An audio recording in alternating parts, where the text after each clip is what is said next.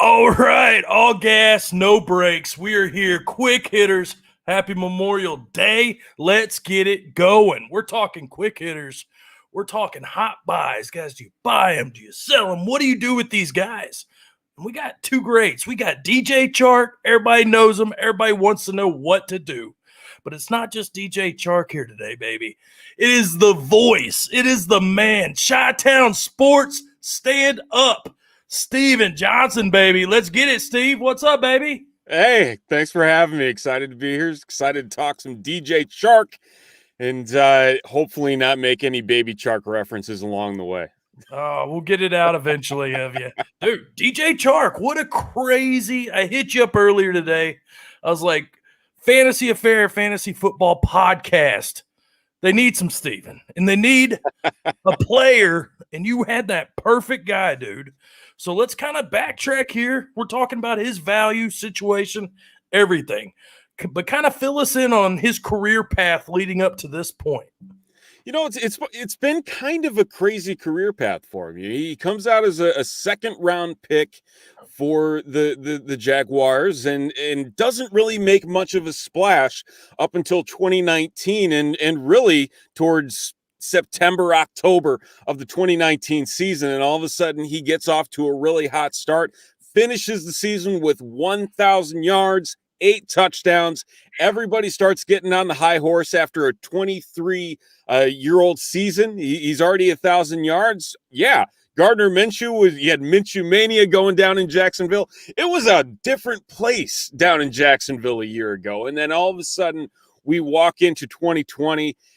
Doesn't really go as planned. You see Mike Glennon, you see Jake Luton taking snaps under center for the Jaguars, in addition to Gardner Minshew, and then DJ Chark only ends up with 700 yards, only playing in 13 games. Just wasn't a great season for him or just for the Jacksonville offense altogether. However, it seems like it's a solid buy candidate here, given where his ADP is and given the fact that there's just a ton of hype going on around the Jaguars heading into 2021. Let's talk the hype, man, because we've seen DJ Chark do it before. And then, like you mentioned, Jake Luton, Mike Glennon, whoever it was, Gardner, none of these guys were connecting with Chark, yet he still put up 700 yards. Just kind of a down year, but let's see that new look offense. You got Urban there. And from Luton to Trevor Lawrence, fill us in on this roster right here. What do we got? I mean, it's exploded with talent. You get Lawrence, you bring in ETN, you get that connection there on the ground. James Robinson, who came out of nowhere as an undrafted free agent, Illinois State represent. And then you get in these free agents. You got Marvin Jones, Shenault. Everybody's on the hype train for Shenault and has been since the season ended, thinking he's really going to take that step forward. And then whatever Tim Tebow is doing in Jacksonville, I wish I knew what was going on in Jacksonville to bring in, 34-year-old Tim Tebow, who's been hanging around the Mets organization for the better half of a little bit less than a decade. But here we are with, again, a brand new offense, more or less, and thank goodness, a good quarterback, which is the key piece to all of this that is happening with DJ Chark in 2021. The blonde bomber. And like you mentioned, Tebow at tight end. He might be a decoy, but defenses are going to be worried about him. I don't know how good. He's either going to be really good or he's not going to do anything. But I mean, I'll be shocked if he actually makes the roster. But I mean, maybe Urban Meyer. He's got some dirt on Urban Meyer, and he can sneak his way through for a couple seasons. We love the Gaga. That's what makes us so fun, just seeing the pieces in place. So loaded offense. You got Trevor Lawrence at quarterback. So before we get into your ranking and expectation for this year, let's talk trades, man. Everybody is hype on rookie picks. I think this is a good time to compare. Like, you got the ADP we were talking about earlier. People are excited. So I don't think people are valuing Chark as an early to mid first right now. Not at all. But I could definitely see people on the fence about a late first, early second. So let's look at that. Let's go to a guy he's a quick quarter receiver, and he's probably the top of the depth chart on his team, other than Will Fuller, who's missing the first game. Let's go Waddle, man. What are your thoughts trade-wise? If you're a rebuild team or you're competing, does this change your outlook on these two guys, or is it, a smash here? I'm still smashing DJ Chark in this spot if I'm getting a toss-up between these two guys. First off, you have Tua down in Miami. There's some red flags there. Is this going to be a run-oriented team? Is this going to be a team that's actually going to be getting the ball down the field? Like you mentioned, Will Fuller. You have Devontae Parker there as well. There's some other weapons. You're going to have to fight for those targets in the wide receiver room. As for the Jaguars, you have Marvin Jones, who's on the back end of his career, and then you have Shenault, and then you have Chark, and really, that's it. That's all you really need to worry about down in Jacksonville. And again, looking at the ADP right now, he's around 60, 65, somewhere in that range. The fact that he's not even being talked about much as a late first, because like you said, it's rookie mania going on right now. I've seen him going for one.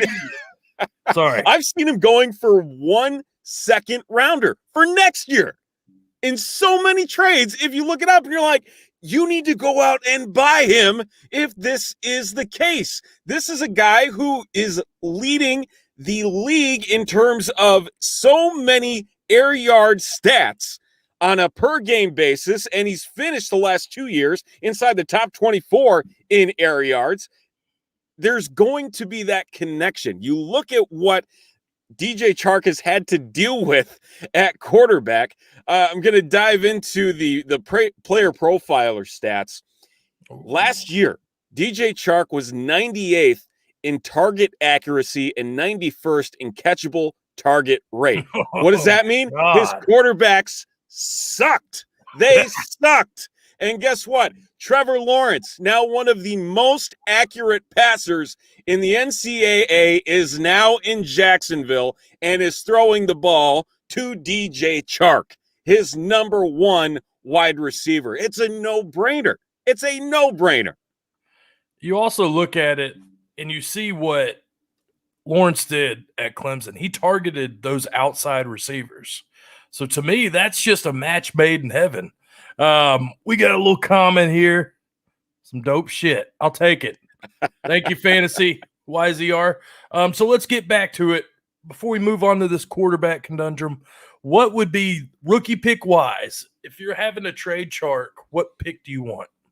I'm still I'm in that low first range. I'm looking at probably 110, 111, 112, that range where I would let him go, knowing where his stats are now, where that potential is, and where it could carry him.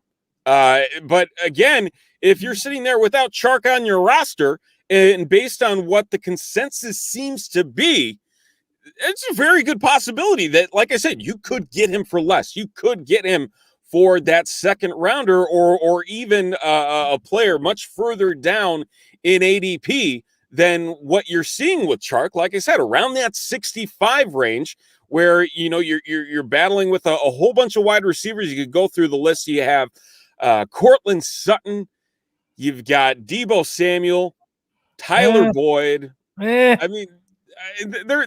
a lot of and you have a guy who's the number one clear-cut wide receiver in Jacksonville. If you're playing to win now, go get him. He's a perfect win-now candidate.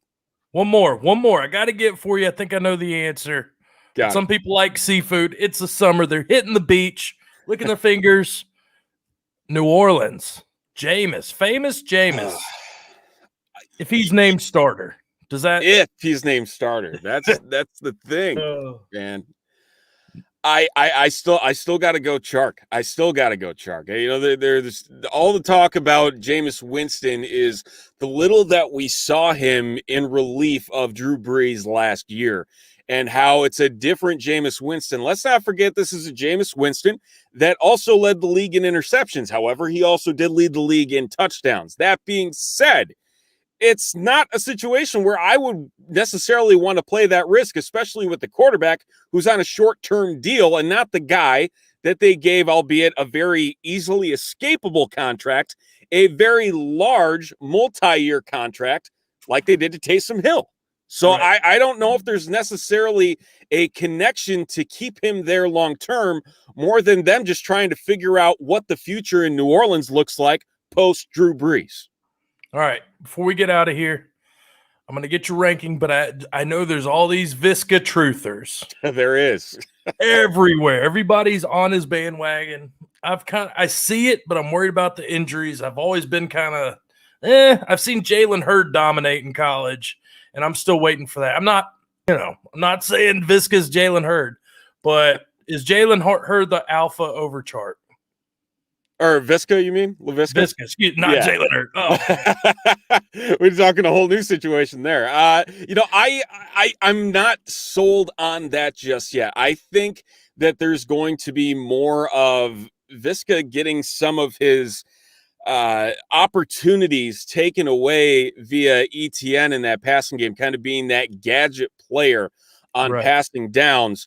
And I'm still the one thing that kind of has me worried about this entire situation is how Urban Meyer is going to more or less attack offensively with his first attempt in the NFL here. I mean, he has Darrell Bevell.